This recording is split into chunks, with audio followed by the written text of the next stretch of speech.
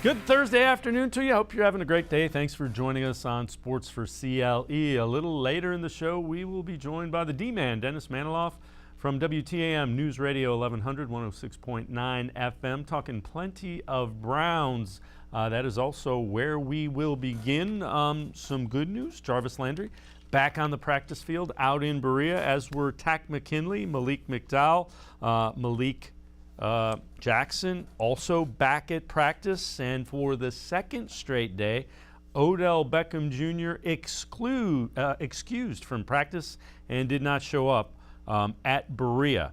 Mike Florio from Pro Football Talk, NBC Sports, talked about the three options. Browns have three options with Odell Beckham Jr. Here is Mike Florio from NBC Sports and Pro Football Talk.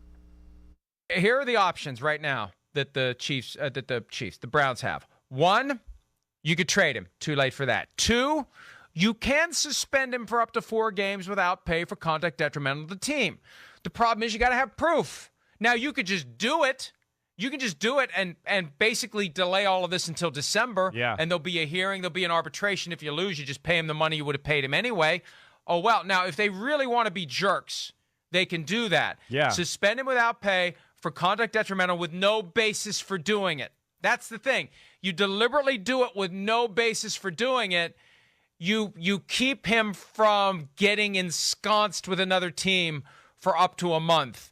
And maybe he's not going to be as ready to help as he would have been. If you really want to be jerks, you can do that. And the third option is cut him. Let's welcome in Tim Bielik from the Plain Dealer, as well as cleveland.com. And Tim, I don't know that suspending him for conduct detrimental to the team would be being jerks. The timing of the little outburst around the trade deadline seems a little curious to me. There's just a whole bunch of moving parts with that. And the Browns still may say, yeah, okay, report back to the training facility in Berea. I think that's becoming less and less likely. Yeah, I think based on what happened on Tuesday and what Baker Mayfield kind of had to say on Wednesday and what some of the other players have had to say in the days since then, I feel like, the most likely scenario is maybe they just kind of cut him and kind of come to some agreement of like, okay, we'll let you go, but we'd prefer it if you didn't go to Team A, Team B, or Team C. Like, if he goes and signs with the Saints, if the Browns cut him, then I'm sure the Browns could potentially be okay with that because they're not going to see him the rest of the season. This is just a mess for the Browns at the worst possible time. I mean, it was bad enough coming off the loss against the Steelers, where they're now in last place in the division. You got to go to Cincinnati and play a Bengals team is better than we all thought, even though they're coming off a surprising loss. And now you got this to deal with right on the day of the trade deadline. I mean, it's an unnecessary distraction, but I think the best thing to do is, and it seems like Andrew Berry has had talks with Odell's representation, is just trying to find a way to kind of move on from him. I think suspending him would be a little too excessive, a little too vindictive, I think. And it seems like the Browns don't want to be that kind of organization that is too vindictive to do something like that. Fair enough. All right. Josina Anderson tweets this out today, which is a little more information. Number of teams sniffing around to see what his status with the Browns is, and that's via multiple sources. At the same time, Odell waiting and willing to return to the facility and rejoin the team upon notification, per league sources. The other part of this, as we listen in, Tim, teammates seem to be willing to welcome him back, at least from what we heard earlier, and that kind of would indicate to you that, that he's been a decent teammate. Here is John Johnson III and Joel Bitonio on do they want Odell Beckham Jr. back in that locker room? On defense, I feel like I don't know too much about it. I mean, I could easily open up Twitter or something and, do what everyone else is doing, but it's just something we've been dealing with. Hopefully we can get him back if that's possible. That's just my opinion on it. And if not, we just got to carry on. We got a big game coming up, another division game. So that's what my mindset is, just get ready for this week. It's hard because I feel like we don't know what the situation is. You know what I mean? We think he's, a great player when he's on the field, you know what I mean? But we don't know what the situation is. We don't know what's really going on. We probably know as much as you guys know from outside the building. But if he wants to come back and be part of the team, I'm sure we'd welcome with open arms. So Tim Bielik, it's kind of interesting to hear his teammates say those kind of things. Right. I mean, I don't think Odell particularly is necessarily a bad teammate. And when you talk about professional football players, I'm sure, the vast majority of them are willing to kind of put their personal feelings aside, put, those reservations off to the side if you have a very talented player that is gone from the team and you would like to kind of see back. And there's no question Odell Beckham is still pretty talented. He's not the player he was at the beginning of his career. I think we can all kind of see that the injuries have taken a toll on Beckham, but he's still got just an explosive skill set. It just hasn't clicked here in Cleveland. But it's clear his teammates see something. And if you as a player can contribute to a team winning, you're going to get chances. You're going to always get those extra opportunities to play, to be part of a team. And that's kind of what I think it is. The other thing is it's kind of like mixed signals, and you hear a bunch of different things coming out of Rio. So we heard those players talking, John Johnson III, Joel Bitonio. Here's Mike Garofalo from NFL Network in a report where Odell Beckham Jr. has to agree to not report. So that's where the beginning of this is. But here is what Mike Garofalo has heard. You can't just look at the film and say, well, why aren't they throwing him the football? Well, it's up to him to do what he needs to do. But I do want to echo what she said. I mean, there's this notion here that the team is saying, you're excused from practice, get out of the building, we don't want to see you. Odell has a hand in this. They can't just do that. You can't just tell a player to disappear. You'd have to suspend them for conduct detrimental to the team, and they have not done that. So Odell is as much a part of this and his absence from the building right now as the Browns are. And, this is from a player here. He does nothing, talks to no one. He's just got a malcontent attitude. So that's what you're seeing inside the building. He's clearly upset with the fact that he's not getting the football, whether it's Baker Mayfield's fault or somebody else's fault, and that is on display inside the building. So the players are sitting there saying, we'd love to have him back if he wants to be here, because he's a great player and he could be a big part of our offense. But that's the key part that I just said, if he wants to be here. You heard what Aditi said. He's got as much a hand in this as the team does, Tom. And Tim, that seems to be the key point. It doesn't seem like Odell wants to be in Cleveland anymore. He hasn't come out and said it, but everything he's doing is saying that. I mean, it's the old saying, actions speak louder than words. There's the video that goes up. I'm sure Odell, in one text to his dad, could basically be like, hey, what are you doing? Why is that video up? And that video is still, I believe that Instagram post is still up, and it's been almost 2 days. And then Wednesday, of course, Kevin Stefanski saying that, he hasn't heard from Odell Beckham, so I'm assuming there's radio silence involved between Beckham and the Browns. And, that video coming out that his dad linked to, it feels like it's one of those cases where everything kind of boiled over to kind of the breaking point. And Beckham got targeted just once in that game against the Steelers. It was a 6-yard catch, and that's all he had in the entire game. So I'm sure he wants to be a part of this things. He wants to win, but it seems like when he's not getting the football and he's not even being targeted in some cases, if he feels like Baker Mayfield is just looking at him and then going to somebody else, like he feels like he's being ignored, maybe that's where the frustration comes from. It's hard to get inside the head of Odell, but I feel like maybe the ultimate resolution, of course, is if the Browns do decide to officially kind of move on from him. We'll see kind of what happens, but obviously I doubt he plays Sunday against the Bengals. We'll see kind of what happens as far as, if he's actually on the team in the next few days or if they move on from him. It'll be fascinating to kind of see how this ends. All right, time to head to the voicemail of Truth and Reason. This one, obviously, about Odell Beckham Jr. Hey, Dave. My name is Matt Bieber from North Canton, Ohio. Well, this story of Odell Beckham Jr. today reminds me of the 2017 to 2014 Cleveland Browns when they were super dysfunctional.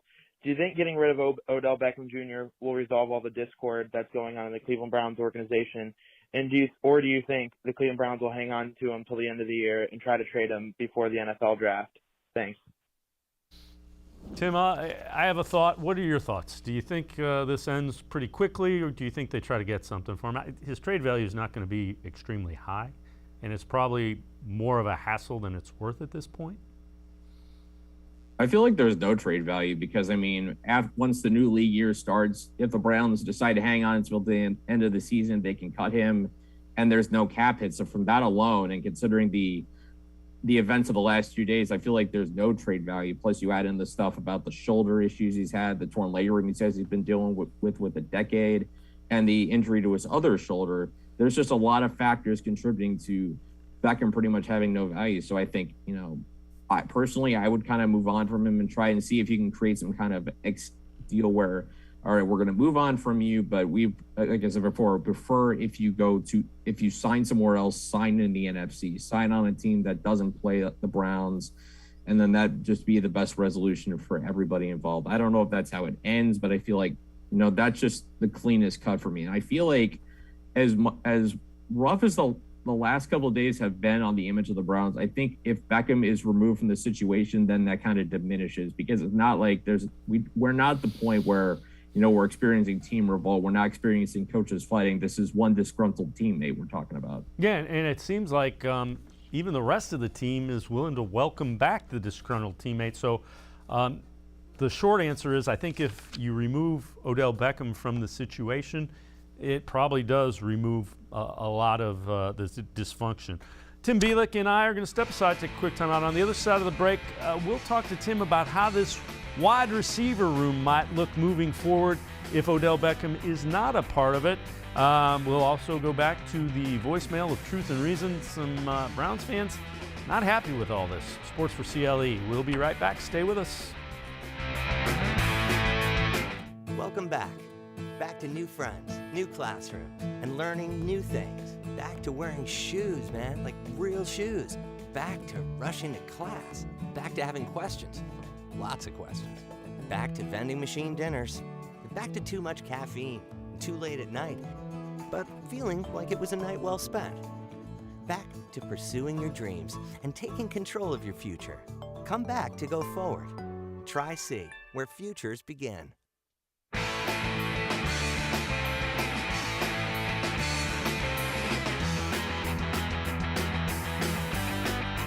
4-4 Browns getting ready to face the Cincinnati Bengals. I promise you, we will eventually talk about the Bengals. All right, Tim Bielik from the Plain Dealer, cleveland.com. So, Tim, assuming that Odell Beckham Jr. is not part of the wide receiver room moving forward, how do you remake it? What do you think it does? How do the Browns get some of those explosive plays they're looking for? Well, I mean, when I look at, the future of this receiver room, obviously I kind of pictured, especially in the last week or so, Odell maybe isn't a part of it. Whether you cut him now or you wait till the end of the season to do it, but you kind of move away from him.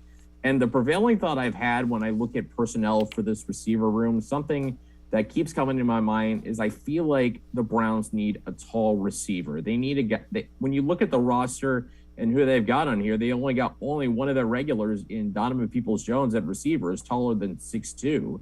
And you're dealing with a quarterback in Baker Mayfield who he's pretty talented, but he's still a short quarterback. So you want to maybe give him a tall receiver, a guy maybe not as tall necessarily as T. Higgins at 6'5", who the Browns will see plenty of on Sunday, but a guy that's going to be easier for Mayfield to find.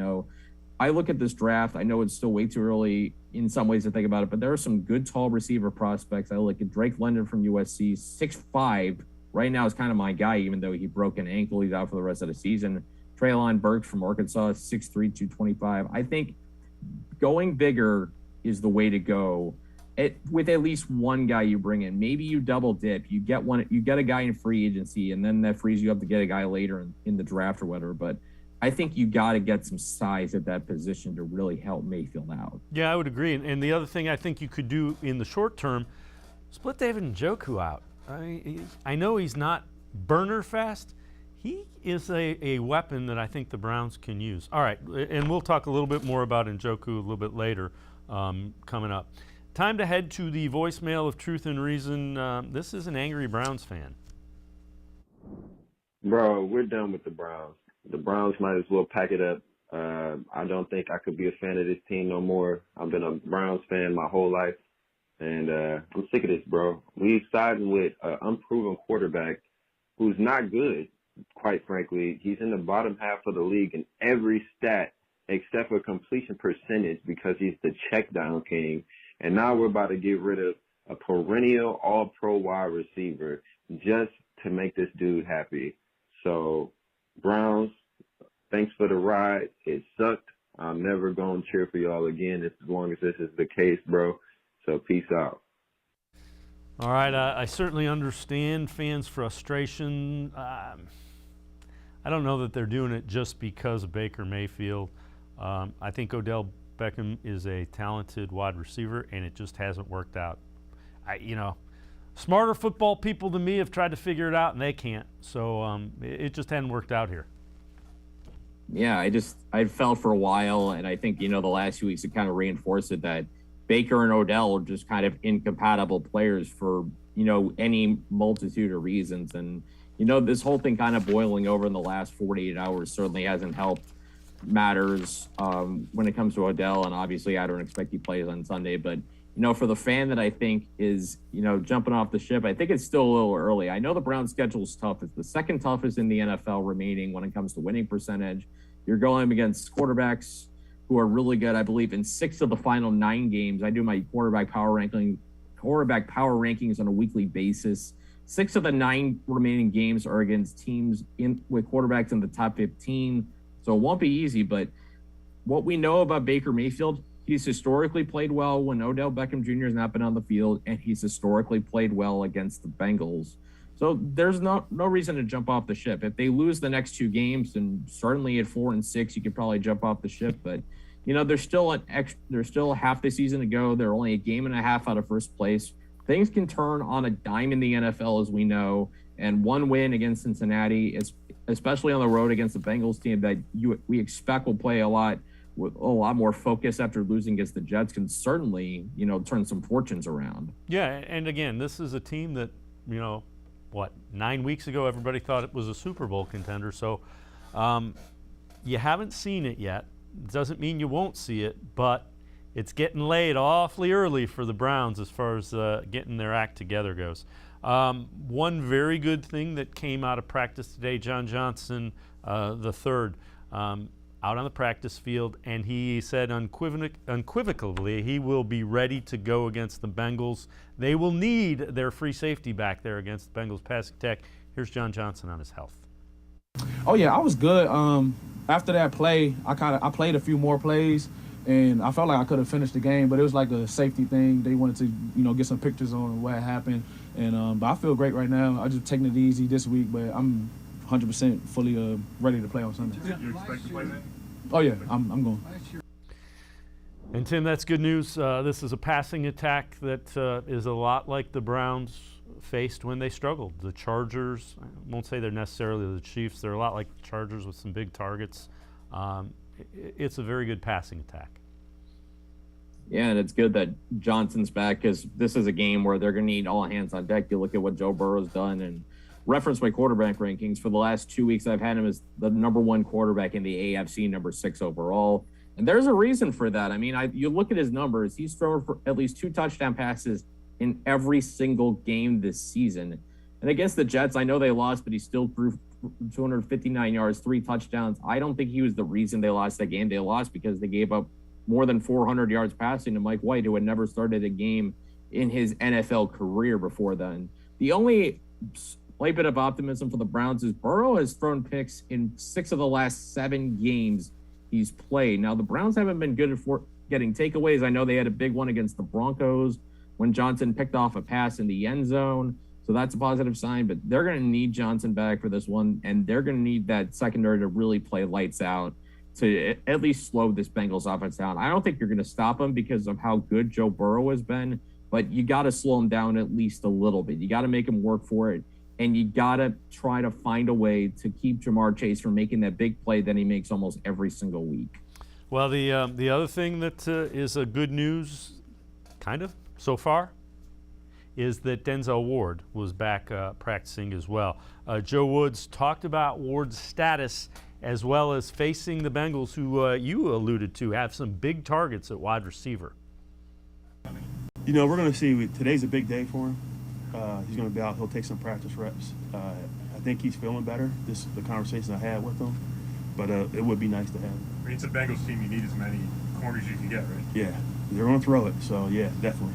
Kind of off of Dee's question, too, Joe, like with Greedy being a little taller, you know, and then does that ever factor in with position on the field when you want maybe a taller guy when it's a little shorter, or it's just how you feel? No, not really. I think all of our corners, you know, talking about those three, they all have good size and length, so that's not really a concern. And that secondary will be challenged. You have T. Higgins, you have Tyler Boyd underneath, you have Jamar Chase, who's probably closing in on being the AFC NFL Rookie of the Year offensive. Yeah, no question about it. Don't forget also Joe Mixon's a weapon in the passing game. They've got a pretty good tight end who's getting better in CJ Uzomah. So there's no shortage of weapons for Joe Burrow and this Bengals offense to really do some damage. Now, obviously, the key for the Browns, they're going to have to get pressure with 4. We know they can do that on a pretty consistent basis. Myles Garrett has been tremendous. Jadeveon Clowney, when he plays, has been very good, particularly against the run. But again, they need all those bodies in that secondary, and they're going to need them to play at a very high level, especially with the different challenges you have in that receiving corps. Jamar Chase, again, the guy just knows how to get open. He knows how to make big time plays. And T. Higgins at 6'4", 6'5". I mean, there's so few corners that can match up with that size. Greedy Williams has been playing pretty well this season. He's definitely taken a step forward this year, so that should be a fun matchup, depending on how many times you see Williams lined up alongside Higgins. But the question for me is, who is going to line up most against Chase? Is it going to be Denzel? The Browns going to put their number 1 on him, or are they going to try to change it up a little bit, mix it up with Ward, give Newsome some reps since he's been playing well, and give Greedy some reps as well, so he's got 3 different sets of looks? Because the way I see it, you can't just go, you know, one-on-one with the same guy over and over again unless he is Jalen Ramsey or one of those elite corners. You got to mix it up a little bit to throw some different looks at these guys. Team Bielik from the Plain Dealer, as well as cleveland.com, and I are going to step aside, take a quick time out. On the other side of the break, we'll turn our attention more towards the Browns as they get ready for the Bengals matchup. That's straight ahead when Sports4CLE returns. Stay with us. The Ohio Lottery Partners in Education program recognizes role model students and teachers from across Ohio. Nominations can now be done completely online. To nominate a deserving teacher or student, go to ohiolottery.com. In the About section, find Partners in Education. There you will find links to the nomination forms. Students kindergarten through 12th grade can be academic all-stars. Teachers can be honored as a Teacher of the Month. The Ohio Lottery Partners in Education, where stars shine.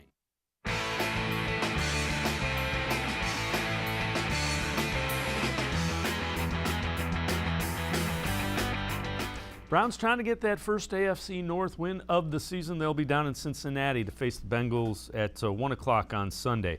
Joel Bitonio talked about his confidence in the front office dealing with this Odell Beckham Jr. situation, as well as where the Browns are at this point in the season. And we're going to play with the 53 guys we got out there and the 46 guys or 48 now that get a dress on game day. And I just have all the confidence in the world in our coaching staff, our front office, to make the best decision for our team. And that's what we're trying to do go forward. And like I said, Coach Stefanski's preached all week, you know, we're trying to go 1-0. It's a big game. I thought we had a good practice yesterday. You know, I don't know if it's like a rally cry moment, but, you know, our season's kind of on the brink, like you guys talked about. Like, we got to win some games here. We got to put some games together, and that's really our goal this week. You know, I don't think anybody's rallying or anything like that. We're just really focused on being our best on Sunday. And Tim Bielik, it sounds like there is the sense of urgency that is needed from the Browns where they sit at 4-4. No question about it. And I know the AFC's got a tight playoff picture right now, but obviously you don't want to fall below 500. You don't want to keep falling further in the divisional picture when it comes to potentially even still somehow taking an AFC North title. Because again, with 5 divisional games left, you still got a lot of time and a lot of opportunities to really affect those standings. But I think this is the week we're going to learn who the 2021 Cleveland Browns are. I mean, they faced a mountain of adversity in the last 48 hours. There's all the distractions going on with Odell Beckham. If they turn around and, as Joel Bitonio basically said, use it as a rallying cry and come back and win on Sunday in Cincinnati, then all of a sudden the narrative of the season changes and they got a little momentum going into the last 3 games before the bye week. If they lose, they go to 4-5, then all of a sudden, the pressure's on. This team will really be facing a mountain of a challenge to get into the playoffs. They probably could only afford one more loss at that point to really get in because of how, the AFC North stacking up, the AFC West is stacking up. All those things are kind of weighing against them. So a win is going to be winning on Sunday. That's really the best and only way I think this team can turn its season around. Yeah, I mean, think of how different this week would be if the Browns were 5-3, 1-0 in the AFC North and getting ready for the Bengals. And imagine how different it will be if it's 4-5 as opposed to 5-4. Well, Alex Van Pelt addressed what the Browns are going to look like offensively without Odell Beckham Jr. and basically what they have to do. Yeah, I mean, we're going to go in and plan for the guys that are going to be there at this point, and that's our focus. I mean, going in to play a really good Cincinnati defense. They added a lot of new faces through free agency. They're playing really well together right now. We're seeing some different scheme that we haven't seen in the past, so big challenge for us to go down there and try to get a win on the road. Again, it's just the guys that are going to be there on Sunday. I know I have great confidence in that group of guys. We've done it before, and we'll hopefully prove that we can do it again. Do you think the guys that are going to be there on Sunday have Baker's back, believing him as a quarterback, despite what's happened this week? Absolutely. There's no question in my mind those guys will play well for Baker. And Tim, you alluded to it. Baker Mayfield historically plays really well against the Bengals, and it's fair to say this is most important game of the season right now. No question about it. You could argue it's one of the most important of Baker's career in terms of trajectory. If he can at least prove the narrative that he plays well without Odell Beckham Jr., if that holds up, then the Browns certainly can really be back in that playoff mix right now. Alex Van Pelt really talked about, the challenge against this Bengals defense. And one thing that sticks out to me is this is a pass rush that's pretty good. They got 21 sacks on the season. And for a Browns offensive line that, gave up a lot of sacks against the Steelers, the last thing you want to see is a Bengals defense led by Trey Hendrickson, who obviously their big signing. It was kind of questioned at the time, but looks good right now with 7.5 sacks. The Bengals have 21 as a team. Sam Hubbard on the other side has 4. So this is a pretty good pass rush that they're going to go up against. So they're going to need all hands on deck. They're going to need the receivers to really bounce back and really turn things around, particularly Jarvis Landry after those drops and that fumble. He's going to need to play well. They're going to this is a must-win game. This is kind of, when your back is against the wall, you find out who you really are. And we're going to see it, I think, evidence in how this offense plays, because they've heard it for the last couple of weeks that they haven't played well. And this was supposed to be the unit on the team that was supposed to be the stabilizing force that, while the defense had its issues, the offense was going to be fine. But 3 straight games they've struggled. This is pretty much make or break time for this group. Yeah, I would agree. All right. Is it time to see more David Njoku from the tight end? We alluded to it earlier, and very strange. I mean, his receptions are, fairly high up as far as the team goes, but it seems like they decide, okay, this series we're going to throw to him, and they do that sporadically, and then he disappears for large chunks of the game as far as being involved in the passing game goes. It's weird. I mean, he's tied for the most receptions on the team. He's got 20, yet he's only tied for 4th in targets with 24. Landry's got 24. He's only played a handful of games. Kareem Hunt's missed the last couple of games. He's had 24, and Njoku's only had 20. And you're talking about a guy who has the most receiving yards on the team, and not even by a small amount. He's got 323 yards coming into this week's game. Even if you take out that 71-yard touchdown he had against the Chargers, he still would lead the team in receiving yards. I kind of like to think of Njoku as a walking mismatch because he's too fast for linebackers.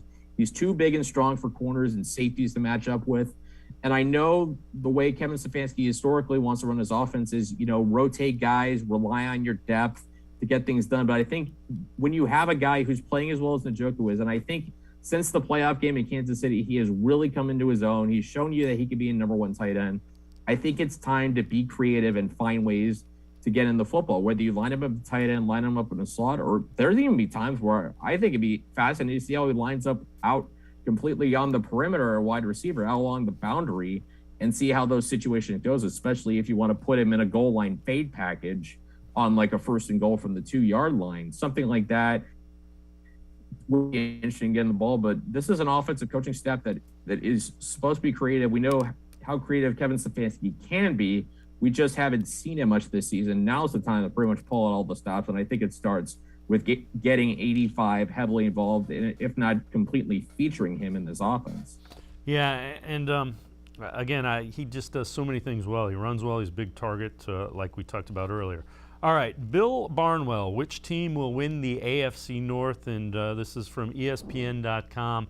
And when you look at the percentages, the Browns' percentage to win the North, 11.1. That is the worst. They're in last place, so I get it. Steelers, 14.1. Bengals, 27.3. Ravens, almost a 50% chance to win the AFC North at 47.4.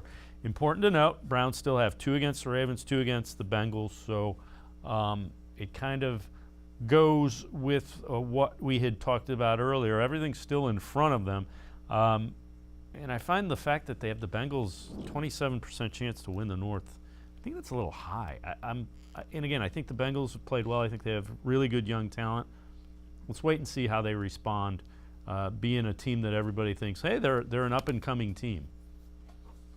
Yeah, right now they're kind of in the honeymoon darling phase almost, because just Joe Burrow hasn't really had a bad game this season. And we know in the NFL that doesn't happen. I know, like Kyler Murray, who I think is going to be right now the MVP, he had his first bad game on a week ago on Thursday against the Packers. Bad games happen. I don't know when it's going to happen for Burrow, but, you know, there's going to be times when you run into some struggles. It's inevitable. It happens to basically every team except the 07 Patriots, who didn't struggle until the Super Bowl.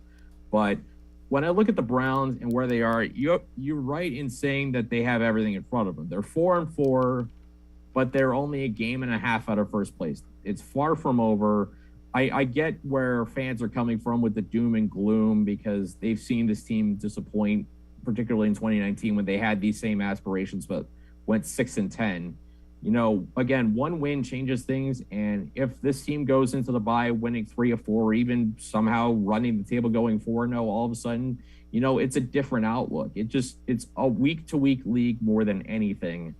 And almost the negative about it for fans is, like, if you lose a game like you lose against the Steelers, you got a week to stew over, whereas in other leagues, you know, you maybe think about it for a day or two and then you move on to the next one. But no question, Sunday is as close. I think Sunday is as close to a must-win as I think you can get. Yeah, I would agree, especially in Week 9 of the season. Tim Bielik and I are going to step aside, take one more time out. On the other side of the break, Joe Woods will talk about Joe Burrow and Jamar Chase and the challenge of covering them. We'll also dive into some predictions about the Browns-Bengals. Sports4CLE, you'll be right back. Stay with us. When it comes to selling you a mattress, most retailers are handing you a line. A long line of extra steps that drive up costs and create confusion. At the Original Mattress Factory, we simplify the mattress shopping experience by building mattresses and box springs in our own local factories and selling them direct to you. It's short, sweet, and simply makes sense. So experience more than just a mattress store. Experience an original, the Original Mattress Factory.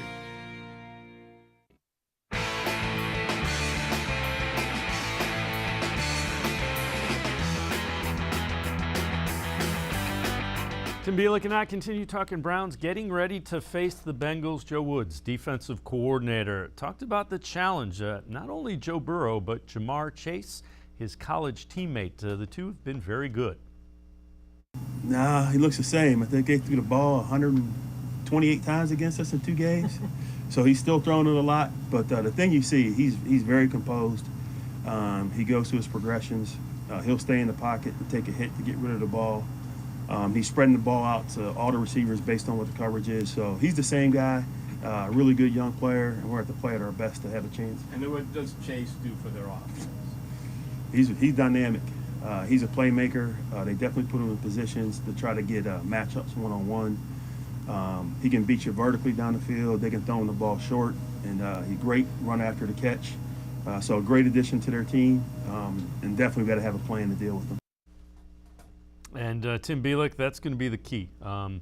Can they keep Joe Burrow, make him drive long, sustained drives, don't give up big plays? Yeah, I think that's going to be the big key. I mentioned Jamar Chase's big plays. Now, I got to eat a little crow here because way back at the draft, I said it was a bad decision that the Bengals took Jamar Chase instead of Penei Sewell. I was obviously wrong on that.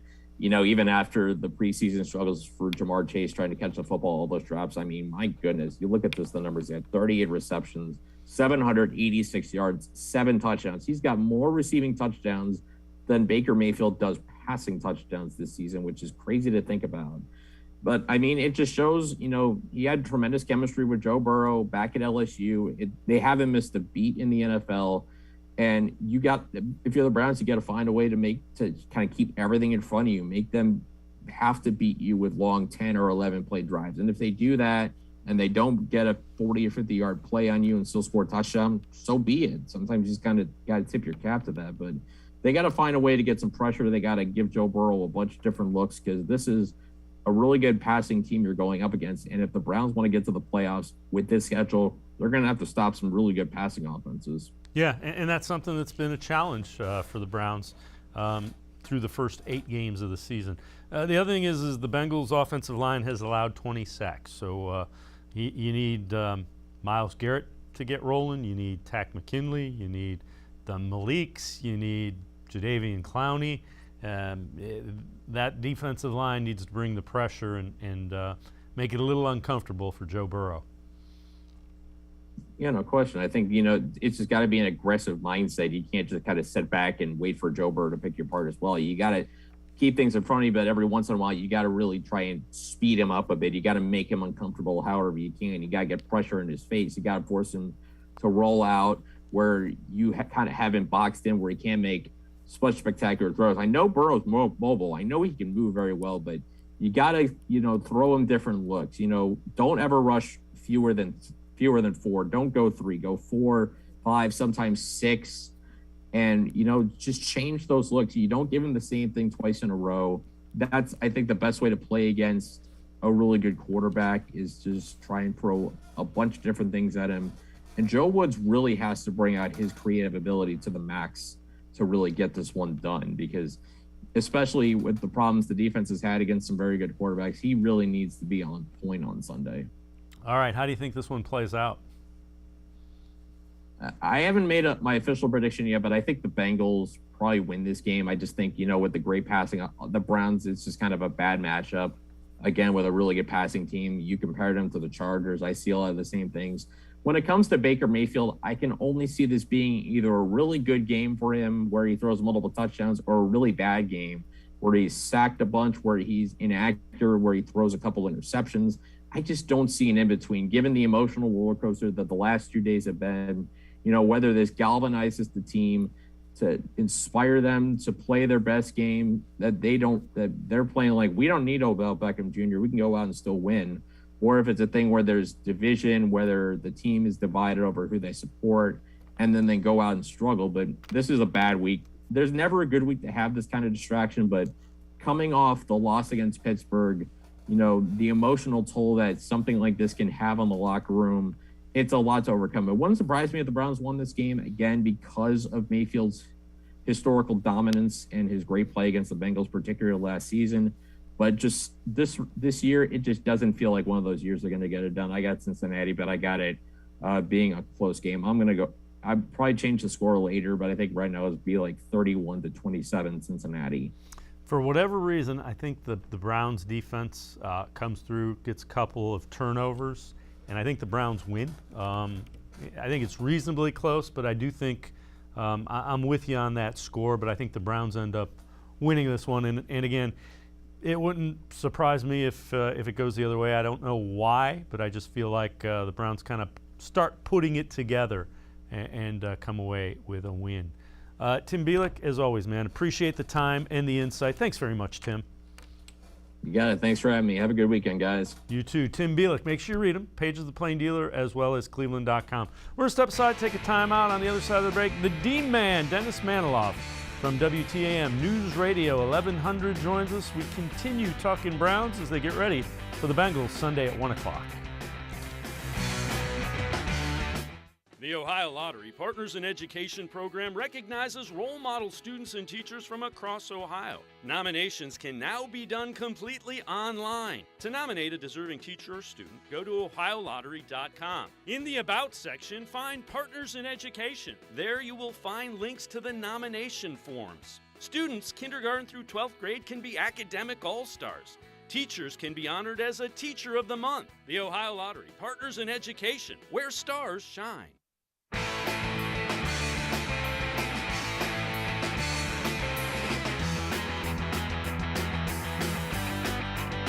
We continue talking Browns, getting ready for the Cincinnati Bengals, 1 o'clock Sunday down in Cincinnati. Mike Florio from NBC Sports Pro Football Talk. Take a listen to his interpretation of the timing of Odell Beckham Jr. and this whole Odell controversy with Baker. If he clears waivers, he goes wherever he wants. Right. And that's why I thought it was genius for him to do what he did when he did it, because maybe he is setting this up to be a free agent for the first time in his career. Maybe he is. Maybe he. You're right. I mean, listen, yesterday I was going, why didn't he do this a week earlier and try to create the get the trade market going? Just let it be known I don't want to be here to do that. But you sent a text yesterday, oh, maybe this was the right way to play it. And the more you sit here and think about it, yeah, it does seem the right way. Let's welcome in the D-Man, Dennis Manoloff from WTAM 1100 News Radio 109.6 FM. Never thought of it in those terms, D-Man, but Mike Florio makes a pretty valid point. Listen, I don't put anything past Odell Beckham Jr. I don't put anything past his father. I don't put anything past his reps, his marketing. I mean, all conspiracy theories are on the table and should be deemed, potentially legitimate until otherwise proven not so. I mean, listen, there's a reason why OBJ has often been called OMJ, all right? And that's what I believed pretty much from the moment he arrived. I mean, I was excited to get the talent into Cleveland 3 years ago. But with Beckham, there was always going to be the me, the I, the me, the I. It's always going to be about him ultimately. And even though his teammates were saying the right thing and, oh, he's a great teammate and we love him and he's not causing any issues, at the end of the day, it comes down to what is best for Odell Beckham Jr., period. And unfortunately for the Browns, it's taken root in year 3. I know he hasn't been released yet, but I would be stunned if he played another down for the Cleveland Browns for the remainder of his career. Yeah, I would be surprised as well, and I will admit, I didn't think he was going to be a distraction. I kind of bought into what he was selling, and at this point, shame on me. Looks like I was not correct by that in that belief at all. I tend to agree with you. I don't think there is much of a chance that he comes back, but we'll see. I mean, I don't think the Browns could have traded him, D-Man. I don't think he would have passed a physical. There is that you have to pass physical when you are traded. And I think his shoulder is enough of a concern. I don't think he would have passed a physical. That's entirely true. Nobody other than Beckham, even his dad, doesn't know how much he's hurt, how much his son is hurt. So we don't know how much of an injury situation that Odell Beckham Jr. has at this point. But I would say this, Dave. First of all, if I'm the Browns, I don't want him back. I know they're saying, oh, we would take him back because they're just trying to be nice people. But if I'm the Cleveland Browns, I've washed my hands of Odell Beckham Jr. And quite honestly, I'm surprised that the Jimmy Haslam hasn't scratched a check to Beckham and said, here, get out of here. I'm done with you. Take the money we owe you and beat it. But to me, any chance that Beckham was going to come back ended on the second being excused from practice. It's one thing if you're excused one day and there's a mea culpa that night and Beckham says, you know what, I really kind of acted out of frustration. I apologize. Let me back in.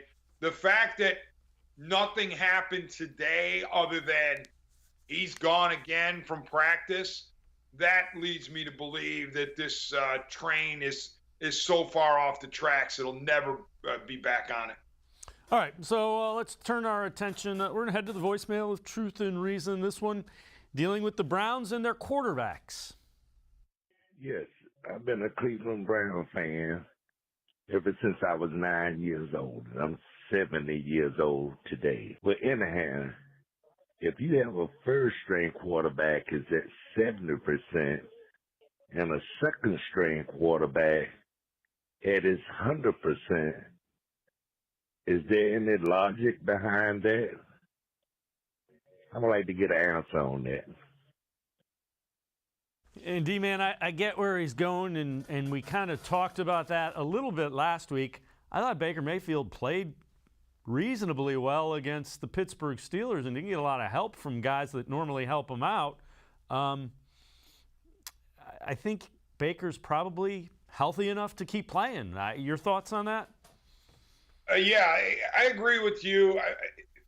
Judging Baker or assessing Baker's play on that particular Sunday, the Sunday against Pittsburgh, it was difficult because he didn't overwhelm by any stretch, but he, as you said, he was let down by various things, including the normally incredibly reliable Jarvis Landry. So it was tough to figure out exactly what kind of a game Baker played against the Steelers.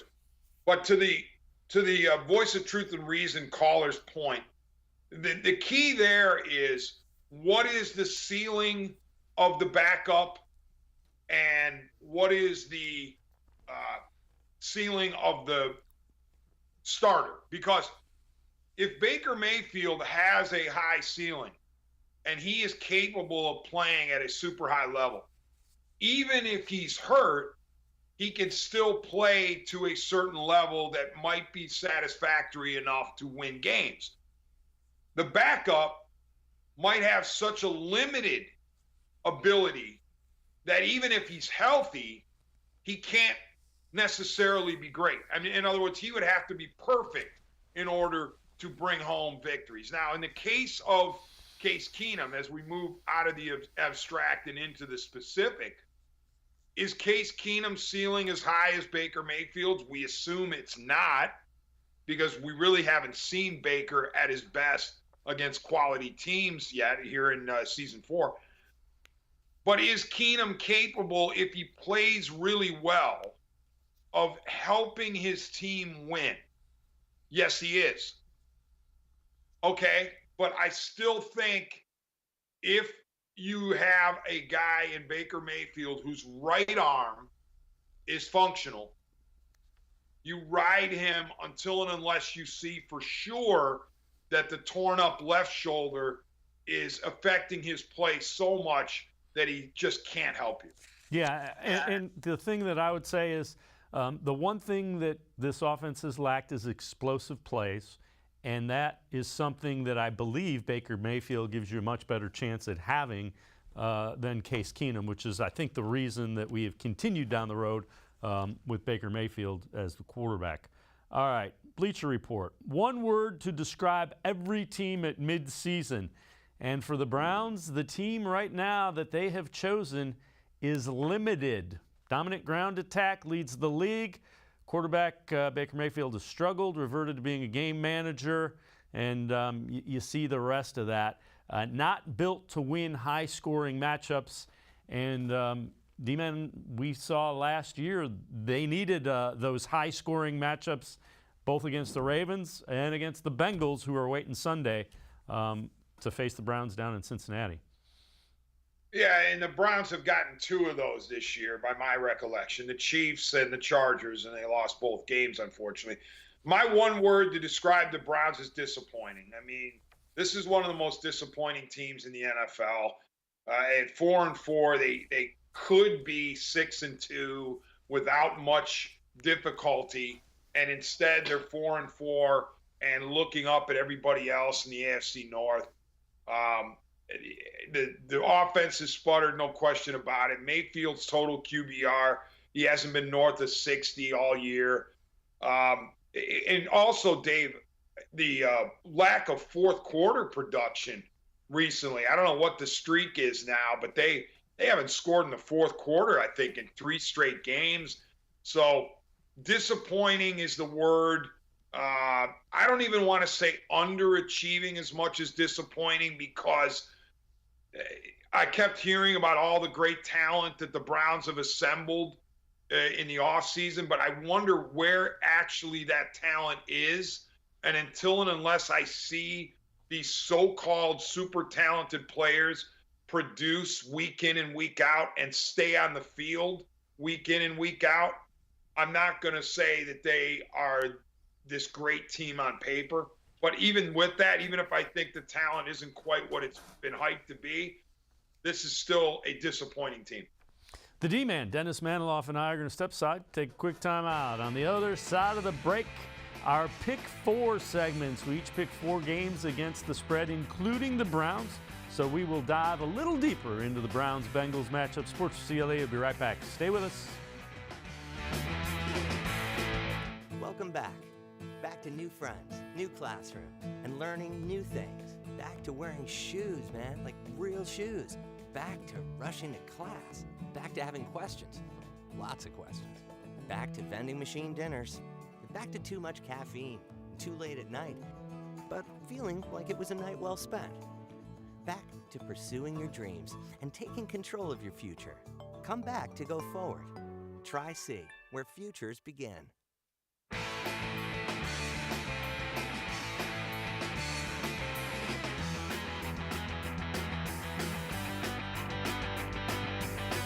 We continue talking Browns, getting ready for the Bengals with the D-Man, Dennis Manoloff from WTAM News Radio 1100 as well as 106.9 FM. All right, D-Man, time for our Pick 4 segment. Last week you went 2-2. You are now 11-16-1. I went 3-1 again. I am 13-15. I'm over 500. And of course I picked the biggest blowout and lost one of the most miserable picks all week, but that's okay. All right. Doesn't matter. Doesn't matter, Dave. I agree. When I'm right, I'm right. When I'm wrong, boy, am I wrong. All right. Browns plus 2.5 down in Cincinnati at the Bengals is where we will begin. Who do you have in this one? Well, I just got done saying they're one of the most disappointing teams in the NFL, but I'll take the Browns here for a number of reasons. It is interesting as you look over the years in the NFL how teams will galvanize, how they will rally around these so-called distractions from the outside or stuff that we think is a distraction on the inside. So it's entirely feasible to me that the Browns look at this whole Odell Beckham Jr. thing and say, all right, it's outside noise. He's gone, but inside this locker room, we believe in each other, and we're going to go down to Cincinnati and we're going to win. Another reason I believe the Browns are going to win is because the Bengals stubbed their toe in a major way. Now, they didn't just stub their toe. They broke their toe, all of their toes, in the Meadowlands against the Jets last week. They were coming off the Ravens win, and everybody was crowning them. Here come the Bengals. And their defense was shredded. And it was shredded by a backup quarterback by the name of Mike White. So if the Jets can do what they did to the Bengals defense, why the heck can't the Browns do to them the same thing? And we know that Bengals-Browns games are typically wild anyway, and they're entertaining. So I think the Browns can keep this close. And when they do keep it close, they'll be able to pull one out in the end. Yeah, I agree with you. I think the Browns will win this game. I keep going back and forth on this, and the Browns are either going to come out and kind of, as you mentioned, galvanize, or it's going the other way. And I have enough faith in Kevin Stefanski and what he has done in a year plus that I think he will have it so that that team is galvanized, plays together. Michael Carter, a rookie for the Jets, ran all over and was a problem for the Bengals. So Nick Chubb, expect him to have a big game. And I also think David Njoku could have a big game. So I am going to say yes. I will go with you on that with the Browns plus 2.5 at the Bengals, and I think they will outright win it. Browns need a couple of turnovers too. Let's get that defense back on track, although they played pretty well against the Steelers. All right, second game, we differ on this one. Raiders at the New York Football Giants plus 3. Who do you like in this one? Honestly, Dave, I don't like anybody the rest of our slate. I mean, I've never felt so dazed and confused by picks as I have this season, even when I haven't done all that well in previous seasons. This year, I just can't get a handle on certain teams. They drive me nuts. The Giants is are one of those teams. I was all set to do what you're going to do, which is to say take the Raiders, until I watched the Giants in Arrowhead on Monday night against the Chiefs. And I thought the Giants played a reasonably good game.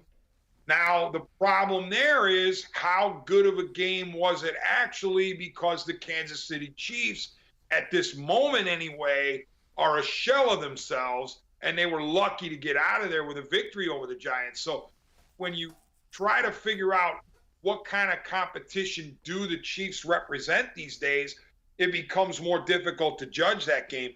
But I'm going to say that the Giants use the Chiefs game as momentum. I'm going to say that the Raiders having to travel across country is not going to be easy. And so give me the Giants plus the 3, I guess. I'm going to take the Raiders minus the 3, and the reason I'm going to do that, short week, I like the Raiders defense better than I like the Chiefs, and I think the Raiders running game could be a problem for that Giants defense. All right, next one you're going with Patriots minus 3.5 in Carolina at the Panthers. Who do you like in that one? I like the Patriots here. I'm probably going to be riding the Patriots all year, although last week, inexplicably, I bailed on them in L.A. against the Chargers when Belichick completely confounded Justin Herbert last year. He did it again this year, and I should have known better. But slowly but surely, quietly, relatively quietly, Bill Belichick and the Patriots are dangerous again. They are an AFC wild card contender. I continue to say I just cannot believe that the rest of the NFL, or at least half the NFL, allowed Bill Belichick to draft Mac Jones in the middle of the first round. It's just mind-blowing that the rest of the NFL, after getting its brains beaten in by Belichick for 2 decades, would allow him to reload with a quarterback after just 1 year of struggling with Cam Newton. But you know what? Such is the world we live in. The NFL, other teams don't know any better. And now Belichick has a chance to rebuild in a hurry. And I think the Patriots are feeling it. And therefore, I think they will be able to go to the Panthers and win this game by a touchdown.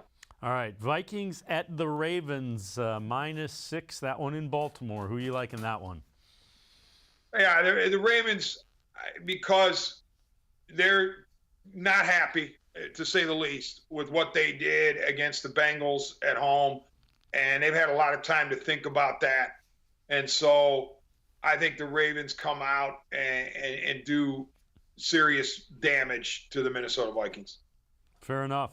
All right, my final 2. I'm going to go the Chargers coming across country, minus 1.5 against the Eagles. I think Justin Herbert rebounds from that loss to New England.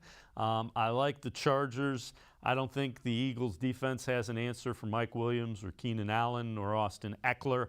And I just haven't seen enough of Jalen Hurts at this point to buy into that Eagles offense, who, by the way, don't have Miles Sanders now. So you've got 3 guys running in the backfield in Boston Scott and Howard, and also a third one in Gainwell, Kenneth Gainwell, thank you, in my ear. So I'm not buying the Eagles running attack, so I'm going Chargers minus 1.5. The other one I like is the Cardinals minus 1 at the 49ers. Kyler Murray, who was banged up at the end of that Thursday night game, is expected to play. And I don't think the 49ers have an answer for Hopkins and Moore. I know that A.J. Green is likely not to play. He's on the COVID list, but I think the Cardinals offense scores enough to win on the road against the San Francisco 49ers. So there it is. Again, I've got a 15-13 on the year. You're 11-6-1. I got a few games lead on you. We have a couple where we differ, so you have the chance to catch me. The D-Man, Dennis Manoloff from WTAM News Radio 1100, 106.9 FM. D-Man, as always, man. Appreciate the time and the insight. Thank you very much, Dave. All right, make sure you listen to him, the D-Man, WTAM 1100 News Radio, as well as 106.9 FM. That'll do it for this edition of Sports4CLE. We will see you again back here tomorrow at 4 o'clock. Scheduled guest Cameron Justice from NewsChannel5.com, as well as Marissa Contepelli, Bengals team beat reporter. We will talk to them tomorrow right here on Sports4CLE. Have a great night, everybody. See you tomorrow at 4 o'clock.